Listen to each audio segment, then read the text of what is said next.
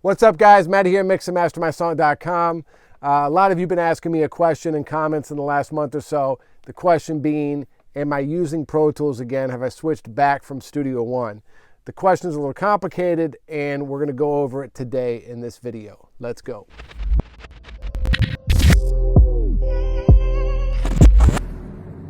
All right, guys. So as I said, the question is am I using Pro Tools again when I'm mixing? The question is a little complicated. It's yes and no.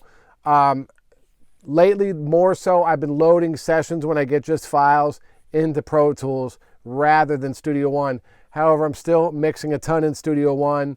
I'm still mastering a ton in Studio One. People still send me Studio One files, still mixing in that. And if the session's not that big, I usually prefer to mix in Studio One because of all the reasons I've said in my videos from before, which you can check out, of all the features that Studio One has.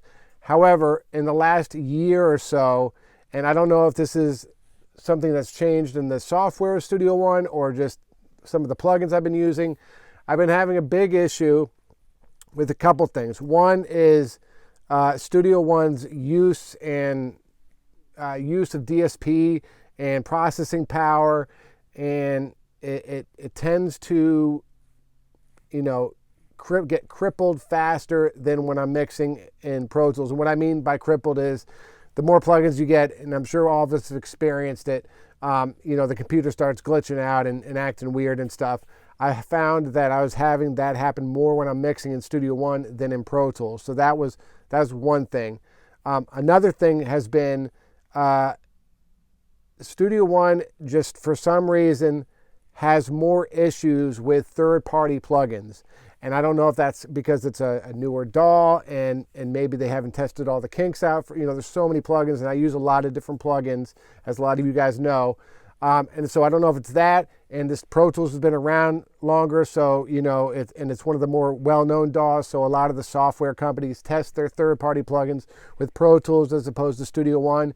It's not just a Studio One's fault thing or a third-party plugins thing. It's, I think, a mixture. And what I've found is most third-party plugins tend to work better and more stable in Pro Tools. So that's the second thing. The third thing, and really is the biggest reason I've been finding myself mixing more back in Pro Tools again, is the ability to record back into Pro Tools. So what I mean by that is I still mix and mostly more so master using analog hardware. Most of my mixing now is all in the box, but my mastering is still hardware with some of the pieces, as you guys can see. So with Studio One, I tend to have to bounce, even when I'm using the pipeline and all that, and you guys see my pipeline videos on how to use external hardware with Studio One. I tend to have to still bounce, like hit a bounce button and the computer starts bouncing. And if it messes up, you have to stop and do it all over again. And that was happening a lot. And I would tend to, I have to do a quick change and edit for somebody. I do the edit and hit bounce, and sometimes I'd have to take a half hour because I'd have to keep bouncing it again until it actually, the computer could actually get through the bounce. And that was just sucking up a whole lot of my time, making me super frustrated. And that's the last thing I want to do when I have to, go through maybe 4 edits a day, is to sit there and have to wait for something to bounce over and over again. So that was becoming super frustrating. In Pro Tools, and I'll show you guys in a minute how I have my Pro Tools set up, I can bounce recording back into the session, and if it stops, you can run it back 10 seconds, hit record, and keep bouncing again. So if it does drop out, which Pro Tools doesn't do quite as much as I found Studio One in the last year, then I can just stop and start again, not have to rebounce the whole song again. So that's been the biggest difference and reason I've been mixing more in Pro Tools again, is because of that reason. So let me show you really quick. This is a song that I just finished mixing, so I can't play it because it's not out yet. But as you can see, what happens is, here's my mix bus. So same setup if you guys have seen my Studio One plugins. I have all drums, all music, all vocals. And those go out to my mix bus, which is going here. So it's going through Ozone and then insert 3 and 4, which is my analog out. So that's going out to my analog stereo processing for mastering, right? and then it comes back in, just like Pipeline, same thing, just without, you know, some of the extra features that Pipeline has in Studio One. Then it comes back in and goes through my L2, and then this is where it's different. It goes to this print track, and then this is a recording track here, which is print track 2. So out here, print, into here, and then I start recording. Now, say right around here, you know, this mix dies and I get an error or some sort. I can go back here, hit record again, and start recording again, and it won't make a difference. It will just start right where it left off, okay? And so that's been one of the biggest reasons I've gone back to Pro Tools for a lot of my mixes, especially when they're complicated with lots of tracks and lots of things going on, like a song like this. Makes it so I can, you know, do an edit, record it back out, send it to the client, make life really simple.